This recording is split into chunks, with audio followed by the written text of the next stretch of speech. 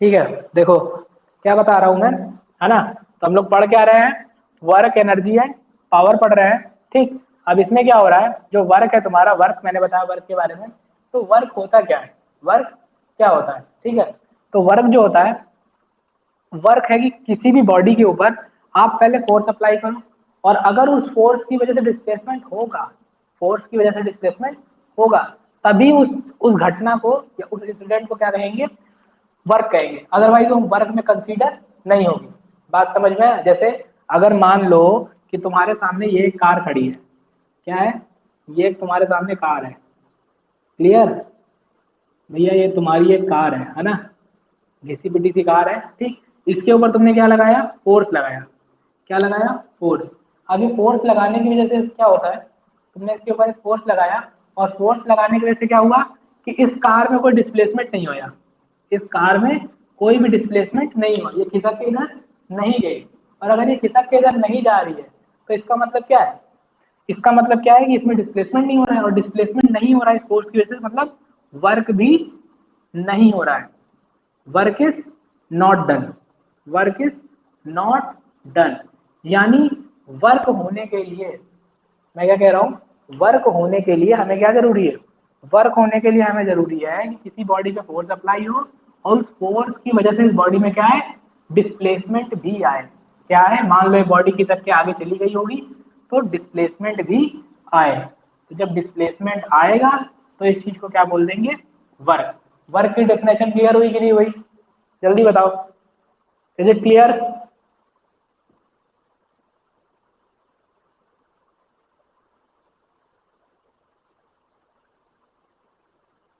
हाँ, एक जवाब आया, हाँ। बाकी लोग क्या सो रहे हैं, बाकी लोग क्या आराम फरमा रहे हो। बहुत अच्छे, बहुत अच्छे, ठीक है, शाबाश। ठीक है, यानी मैंने वर्क की डिफिनेशन आप लोगों को क्लियर कर दी। सिंपल सी बात है कि वर्क डन तभी कहा जाएगा जब किसी बॉडी के ऊपर फोर्स अप्लाई हो, और उस फोर्स की वजह से उसमें क्या है, डिस्प्लेसमेंट आए, अदरवाइज उसे हम नहीं बोलेंगे। ठीक है, डेफिनेशन के रूप में नोट करना हो तो इसे नोट कर देना, मैं बोल दे रहा हूँ। Work is said to be done only when the force applied on a body makes the body move, that is there is a displacement of the body। ये बात समझ में आ गई, है ना। अब मान लो भाई इसी थोड़ा मूव कर गई होगी, तो फोर्स तो वर्क हो गया होगा, है ना। अब जरूरी थोड़ी है, अब मान लो कि किसी ऐसे इंसान को बुला दिया जिसने इस कार को ढकेल दिया, या चार पांच लोगों ने मिलकर ढकेल दिया, तो ये क्या हो गई, मूव हो गई होगी। और अगर मूव हो गई है तो हुआ क्या होगा, मूव होने की वजह से क्या होगा कि बॉडी डिस्प्लेस कर जाएगी, तो वर्क हो जाएगा। अब बात आती है कि भैया ये वर्क होगा कितना, मेजर कैसे करेंगे, वर्क को मेजर कैसे करेंगे, है ना। तो यानी अब हमको पढ़ना है मेजरमेंट ऑफ वर्क। हमने ये जान लिया फोर्स क्या, वर्क क्या होता है। अब हम पढ़ना है मेजरमेंट ऑफ वर्क। तो आओ देखते हैं मेजरमेंट ऑफ वर्क क्या होता है। बहुत ही सिंपल होता है ना। थोड़ा सा बस दिमाग लगाना है, बड़े आराम से क्लियर हो जाएगा। ठीक है, क्या,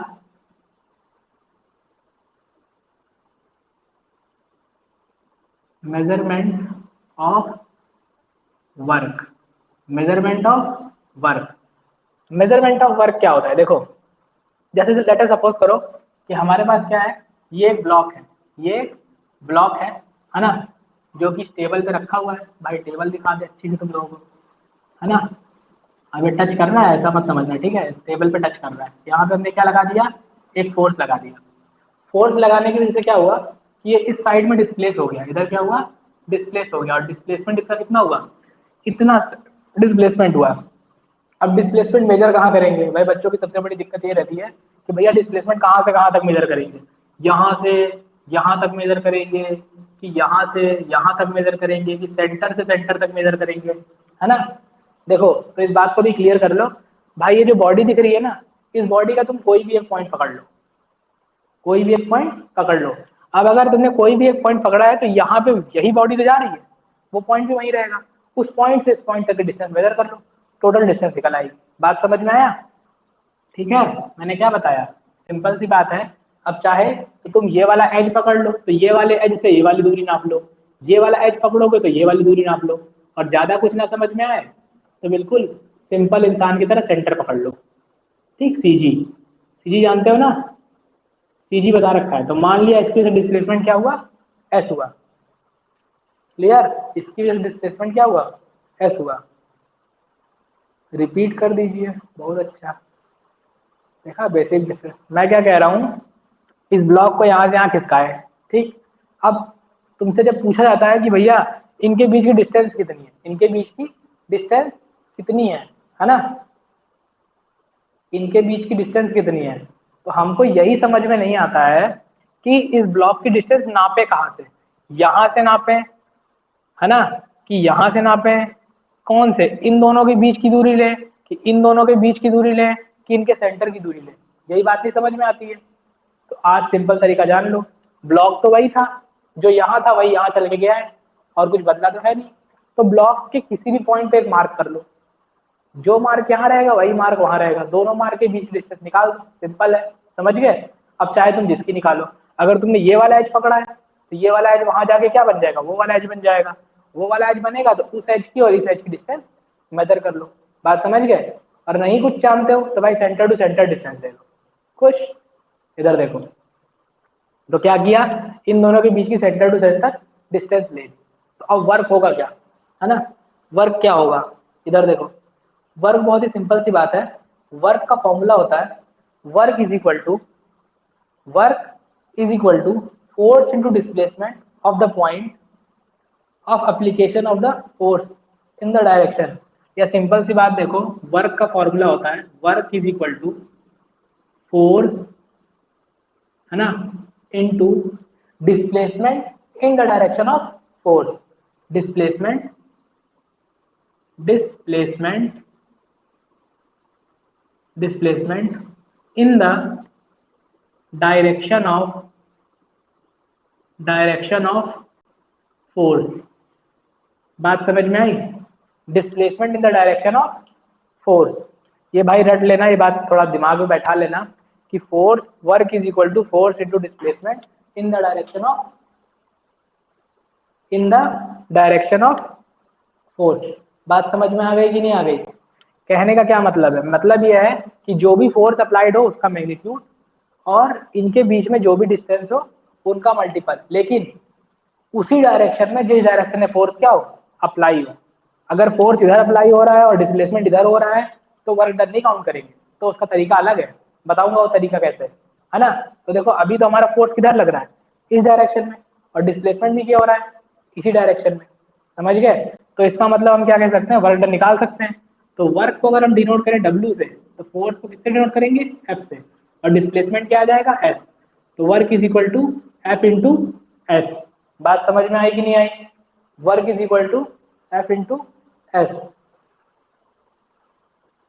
अरे साहब वेक्टर है नहीं, ठीक है अभी बता रहा हूँ, उधर देखो।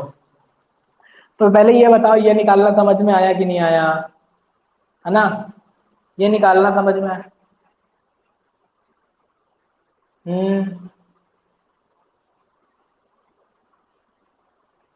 हम्म सबर लो, अभी सब बता रहा हूँ, इसके लिए लोड ही मत लो, ये सारे एग्जाम्पल आएंगे, है ना। अभी पहले जो बेसिक बेसिक बातें बता रहा हूँ, इन बेसिक बातों को समझ लो, इसके बाद तुम्हारे सारे डाउट अपने आप क्लियर हो जाएंगे, ठीक है। तो पहली बात तो ये समझ में आ गई कि नहीं आ गई, ठीक। अब देखो, ये बात समझ में आ गई? अच्छा इधर देखो, आपस में ही आंसर मत दो, डॉट प्रोडक्ट और क्रॉस प्रोडक्ट, इधर देखो, सिंपल सी बात है ना। बहुत अच्छे, इधर देखो, अब अगर बात करें कि अगर तुम्हें वर्क को जीरो दिखाना है, वर्क को जीरो दिखाना है तो कैसे दिखाएंगे, यानी अब हम बात करते हैं कि जो हमने डेफिनेशन तुमको यहाँ बताई थी ना, कि फोर्स अगर अप्लाई हो तब भी वर्क डन जीरो होता है, कैसे प्रूफ करते हैं। देखो, अगर हम कहें कि अगर हमें ये वर्क जीरो करना है, हम चाहते हैं कि वर्क डन क्या आ जाए, जीरो आ जाए, तो वर्क डन जीरो आने के लिए क्या होना चाहिए, वर्क डन जीरो आने के लिए, है ना, या तो फोर्स जीरो कर दो, either either force is equal to zero, है ना, और या तो S is equal to zero. बात समझ में आया? अगर फोर्स लग भी रहा है बॉडी में और डिस्प्लेसमेंट जीरो है तो वर्क अपने आप जीरो हो जाएगा। बात समझ में आया? तो डेफिनेशन क्या कह रही थी, डेफिनेशन यही बात तो कह रही थी भैया डेफिनेशन आपकी यही बात तो कह रही थी कि अगर किसी बॉडी पे फोर्स अप्लाई है और अगर उस अप्लाइड फोर्स की वजह से डिस्प्लेसमेंट नहीं होता है, it means work will be zero. Clear? Work will be zero. तो वर्क जीरो होने के ये तरीके हैं। अब कुछ इसकी बेसिक जानकारी ले लेते हैं, है ना, जो तुम्हारे दिमाग में आ रही होगी। ठीक है, पहली, इसकी यूनिट क्या होती है ना, तो मुझे नहीं लगता ये बताना पड़ेगा। इसकी भैया दो तीन यूनिटें होती हैं, वो तुम याद कर लेना। क्या? एक तो होती है जूल। क्या होती है? जूल। जूल किसमें होती है? जूल होती है एसआई यूनिट। क्या होती है? SI unit. बात समझ में आया? जूल होती है एसआई यूनिट। अच्छा, अगर मैं बात करूं इसकी एमकेएस में यूनिट क्या हो जाएगी? एमकेएस में, या इसकी एक और यूनिट हो सकती है, और यूनिट हो सकती है न्यूटन मीटर। क्या हो सकती है?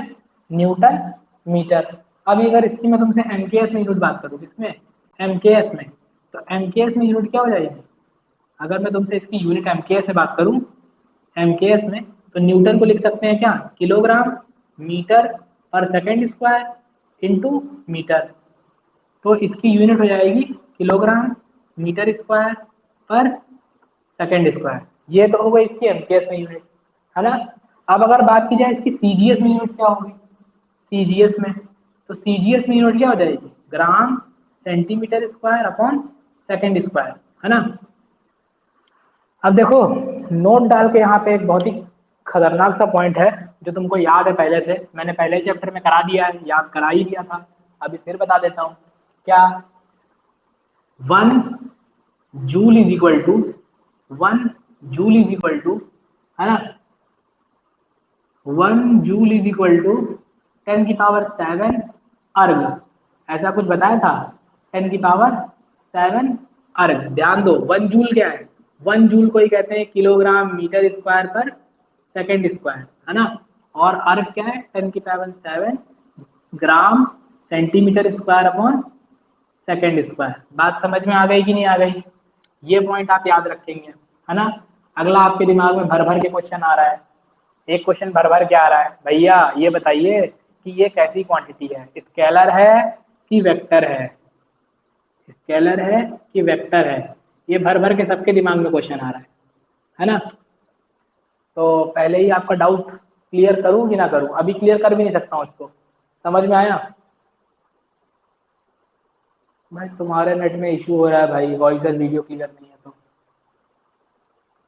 कर दें, लेकिन ये अभी हो नहीं पाएगा क्लियर भाई। क्यों नहीं हो पाएगा? क्योंकि ये कल के टॉपिक में क्लियर हो पाएगा, जब कल तुम्हें मैं एक चीज़ और बताऊंगा वर्क की, तब ज़्यादा अच्छे से क्लियर हो पाएगा। ये बता दूंगा, समझ में नहीं आएगा।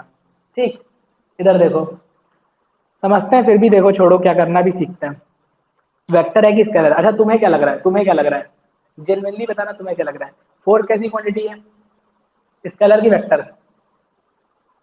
फोर्स कैसी क्वांटिटी है, स्केलर की वेक्टर? वेक्टर। डिस्प्लेसमेंट कैसी क्वांटिटी है? डिस्प्लेसमेंट कैसी क्वांटिटी है बताओ, स्केलर की वेक्टर? बिल्कुल जेन्युइनली बताओ, फटाफट फटाफट। स्केलर की vector? Displacement. Vector vector vector, बहुत अच्छे। दो वेक्टर क्वांटिटीज आपस में क्या हो रही हैं? मल्टीप्लाई हो रही हैं। आपस में क्या हो रही हैं? मल्टीप्लाई हो रही है ना। तो कैसी क्वांटिटी आनी चाहिए, स्केलर या फिर वेक्टर, है ना। कुछ लोग कह रहे हैं स्केलर, कुछ लोग कह रहे हैं वेक्टर, स्केलर वेक्टर, है ना, स्केलर वेक्टर, है ना। आनी तो वेक्टर चाहिए, बहुत अच्छे, वेक्टर आनी चाहिए। अच्छा, स्केलर आनी चाहिए। अच्छा, अभी तो गौरव क्वेश्चन पूछ रहे थे कि स्केलर होगी कि वेक्टर, आप खुद बता रहे स्केलर आनी चाहिए। बहुत अच्छे, तो फिर पूछ क्यों रहे थे भाई, है ना। इधर देखो, लेकिन डॉट प्रोडक्ट है। अब जैसे लग रहा है कि यहाँ जितने लोग डॉट प्रोडक्ट और स्केलर प्रोडक्ट की बात कर रहे हैं, क्या डॉट प्रोडक्ट और स्केलर प्रोडक्ट जानते हो क्या होता है? जानते हो क्या होता है? ऐसा नहीं है भाई, मैं वेक्टर वेक्टर वेक्टर भी करके दिखाऊंगा अभी। कहाँ है परेशान? क्यों परेशान हो? अभी वेक्टर वेक्टर वेक्टर भी करके दिखा दूंगा, समझ रहे हो। वो दोनों चीजें होती हैं। तो देखो, असल में बात ये होती है कि इसका नियम ही अलग चलता है, इसका नियम अलग चलता है ना। रीजन बुक में दिया है, रीजन बुक में बस लिखा होगा कि डॉट प्रोडक्ट होता है ना। और इसलिए रट लिए हो, डॉट प्रोडक्ट होता है तो रट लिए हो, लेकिन कभी पूछे हो कि डॉट प्रोडक्ट क्या होता है? हाँ, तो अभी बता देंगे डॉट प्रोडक्ट क्या होता है। वेक्टर तुम लोगों को इतना तो बेसिक आता है, मैंने पढ़ाया ही है अच्छे से, है ना, कि मैं बता दूंगा। बस ये बताओ कि ट्रिको आती है, ट्रिग्नोमेट्री थोड़ी बहुत आती है, sine cos theta tan theta क्या होता है, ये तो पता ही होगा ना। बेसिक चीजें, साइन क्या होता है, कॉस क्या होता है, टेन क्या होता है, कॉट क्या होता है। हाँ हाँ, बस ठीक है, बस इतना आता है तो मैं कल तुम्हें ये बता दूंगा। ठीक है, क्योंकि उसमें उसमें अभी इसका कंपोनेंट आएगा, जैसे ही वो कंपोनेंट आएगा अपने आप ही क्लियर कर जाएगा। अच्छा, लेकिन एक बात ध्यान से सोचो, वर्क, कभी भी वर्क के बारे में बताते हो तो क्या डायरेक्शन का ख्याल आता है? डायरेक्शन का ख्याल आता है कभी भी? अगर हम वर्क के बारे में बताते हैं तो डायरेक्शन ख्याल आता है? नहीं, नहीं। तो इसका मतलब वर्क कैसी क्वांटिटी है? स्केलर क्वांटिटी है, no doubt it is a scalar quantity. यहाँ पे नोट में याद कर लो कि कैसी क्वांटिटी है, स्केलर क्वांटिटी है। ठीक है, लेकिन अब स्केलर क्यों है ये कल जान लेंगे। समझ में आया? इसका थोड़ा सा पार्ट मुझे बताना है, तो मैं तुम लोगों को कल बता दूंगा। तो अभी तक समझ में आया मैंने क्या पढ़ाया आज? आज के टाइम पे, आज के टाइम पे सिंपल सी बात है, आज के टाइम पे सिंपल सिंपल सी बात है। मैंने तुमको क्या क्या पढ़ाया है? मैंने तुमको पढ़ाया है कि वर्क क्या होता है, how to measurement of work का एक पार्ट पढ़ा दिया है, इतना खत्म कर दिया। अब आ जाते हैं गौरव के डाउट पे। गौरव ने कहा था कि भैया यूनिफॉर्म सर्कुलर मोशन में, यूनिफॉर्म सर्कुलर मोशन में एक्सेलरेशन क्यों नहीं होता है? यूनिफॉर्म सर्कुलर मोशन में एक्सेलरेशन क्यों नहीं होता है? ठीक है भैया जी, यूनिफॉर्म सर्कुलर मोशन में तुमसे किसने कहा है कि एक्सेलरेशन नहीं होता है? पहले तो ये बताओ। ठीक है, एक्सीलरेशन होता है। कुछ नहीं पढ़ाया था भाई, कुछ नहीं पढ़ाया था, बस डाउट ले रहा था पिछले क्लास के। ठीक है, देखो एक्सेलरेशन होता है, लेकिन अब तुम्हें कौन सा, देखो अब देखो होता क्या है कि जब भी किसी यूनिफॉर्म सर्कुलर मोशन की बात करते हैं ना, तो यूनिफॉर्म सर्कुलर मोशन में अगर एक पर्टिकुलर पॉइंट पे देखें तो इस पॉइंट पे वेलोसिटी की डायरेक्शन ये होगी, है ना। यूनिफॉर्म सर्कुलर मोशन कहते हैं किसको? यूनिफॉर्म सर्कुलर मोशन और मोशन वेयर वेलोसिटी का magnitude is constant. Constant of मतलब अगर ये 2 मीटर पर सेकंड की स्पीड से चल रहा है, 2 मीटर पर सेकंड की स्पीड हर जगह रहेगी, हर जगह रहेगी। अगर ये हर जगह है तो इसे वेलोसिटी कह क्यों रहे हैं?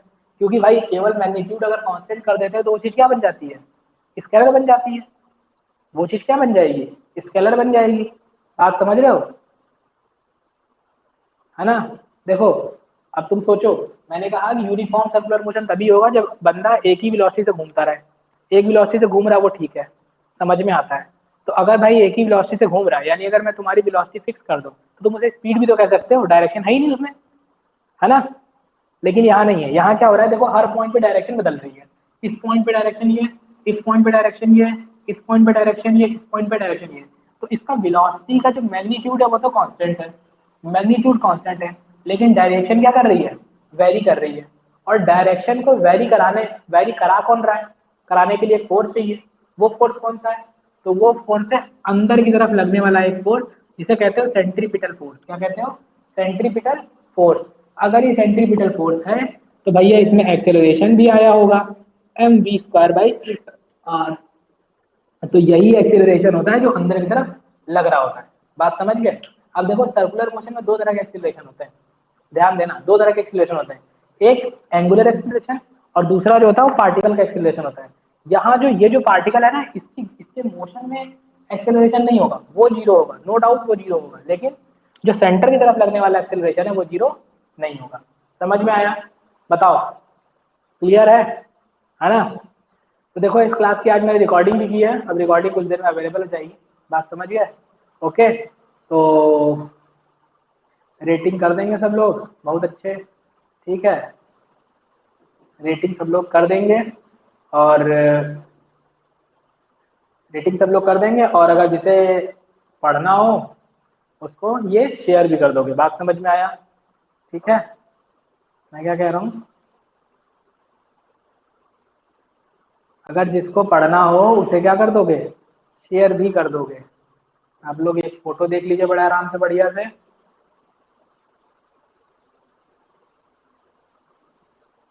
ये रही ये फोटो, ठीक है। तो भैया देखो ये है फोटो, है ना। इस पे हम लोग चल रही है फिजिक्स, 1 अप्रैल से बैच शुरू है, जिसको ज्वाइन करना हो ज्वाइन कर लेगा, समझ गए। और किसी को शेयर करना हो तो शेयर कर दीजिएगा। ओके डन, तो ठीक है, फिर मिलते हैं कल, समझ गए। चलो टाइम ओवर हो गया है, ठीक, चलो क्लास एंड कर रहा हूँ।